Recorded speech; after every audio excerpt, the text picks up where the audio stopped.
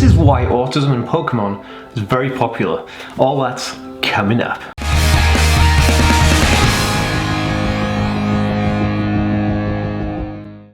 Hey guys, welcome back to the Aspie world. My name is Dan. I have autism, ADHD, OCD and dyslexia, and I make weekly videos on this type of content. So if you're new around here and you'd like to learn more about that subject, remember to hit the subscribe button by clicking that notification bell down below. If you're watching over on Facebook, be sure to give this page a like and a follow to see more videos just like this one. And if you're watching on Instagram TV, make sure to follow this account for daily autism content. What is going on, guys? Welcome back to the Aspie world, the place where we think differently daily. What's up, different thinkers? My name is Dan.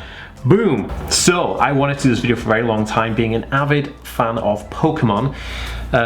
Just super love Pokemon. It's awesome. And like, yeah, if you guys actually want to get my free Autism Hacks PDF book, you can get it right now from autismhacks.net.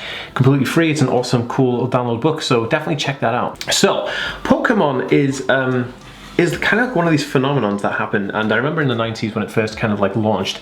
I was a kid and I was really into it, and when I was in high school everybody was into it. You know, we had like the Pokédex, and we had the best game I ever played was the Game Boy Pokemon Red, which is, I had a Game Boy Red I had a red Game Boy. I still got it. I literally still have it right now. It's in my games drawer over there. But so I have the Game Boy Red with the Pokemon kind of cartridge of Pokemon Red, and just love it. It's like the best game I ever played. It's the only game I completed, or the first game I completed, should I say, and I just loved it, you know, and there was something about Pokemon that kind of re-sparked my interest.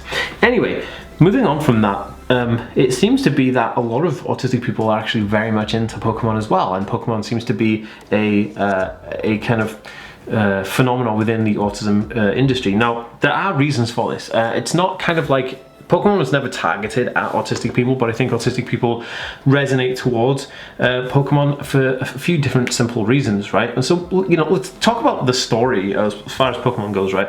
The guy who invented it is a guy called Satoshi Tajiri. I think that's how you say his name. Please forgive me if I'm saying this wrong, because it is Japanese and I don't really speak Japanese that well. And he actually is on the autism spectrum. So he has an autism spectrum disorder himself, which is kind of fascinating to think about, right? That so many autistic people resonate towards a thing that was made by an autistic person. I think it just blows my mind, and I love that kind of stuff. But he is super clever, very interesting guy, and he is on the autism spectrum, and he also created Pokemon, right? So if we kind of go a little bit further than that, there is some very interesting differences in Pokemon to any other kind of franchise I can come across, right? And the notion of having different types of Pokemon of different kinds of you know, levels and all this stuff. There's so many Pokemon and so many different things. There's like species, there's taxons, like there's all kinds of stuff to think about when you think about Pokemon. And the most interesting thing about that is the fact that it's so detailed, it's so finely detailed and put into like little bits and pieces that it becomes almost like a collector's ideology or mentality. Now, people on the autism spectrum love to collect things and look at things and get really into a genre that has complex levels, which is kind of what Pokemon does, but it does it in a way which is absolutely amazing, because it's graphically detailed. It's an anime cartoon, and it has this you know, visual approach to Pokemon. You can see them, you can see what they do, you know, there's nothing that's hidden behind that, which is why I think autistic people resonate towards it. You know, when autistic people resonate towards stuff and they have affinity for things, it's usually things that they can really dive a lot of factual information from, and things that come with like encyclopedias and a lot of literature, because when you're getting excited about a genre or something, you want to really get into it, and there has to be a lot of content for you to digest and consume for you to really be into something. But a lot of things don't really have much. You know, you think about Pogs, you go, okay, well, there's umpteen million Pogs, and that's kind of cool.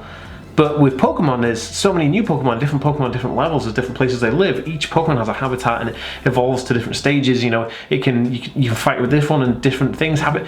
It's just absolutely phenomenal. And that phenomenon of having like this intricate kind of play of different animals and creatures and these things called Pokemon just really resonates with people on the autism spectrum. I think also the vibrant colors all actually help a lot, and the fact that all the facial expressions are overly dubbed with, when you think about anime cartoons, the facial expressions are really like vibrant and kind of like, wow, they really shockingly come to life.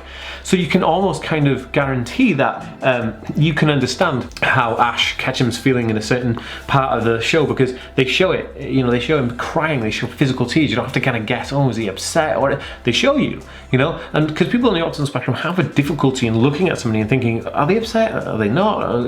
You know, it's difficult to figure out someone's facial expressions, but when you're dealt with a graphic of like anime, they tell you the story through that graphic, because sometimes it's subtitled, so you have to kind of literally rely on the image to tell you half of the story of what's going on. So that is typically why I think that the relationship between Pokemon and autism is very much entwined.